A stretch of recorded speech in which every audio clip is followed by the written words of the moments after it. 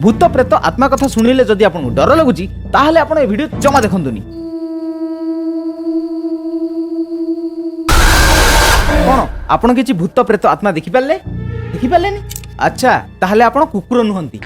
अरे कुकुर हेइतिले सिना देखि पारतांते।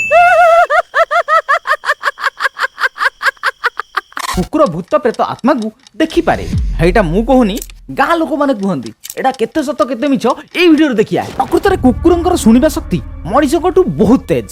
सेमानक सुंगिबा शक्ति बहुत सेंसिटिव। सेमाने बहुत दूर रे थिबा बासना को बहुत भल से बारी पारंती। ता छडा कुकुर मानक आखिरे बहुत पावर थाए। जोठी मनिष माने देखि पारंतीनी सेठी कुकुर माने अंधार थिले मध्ये देखि पारंती।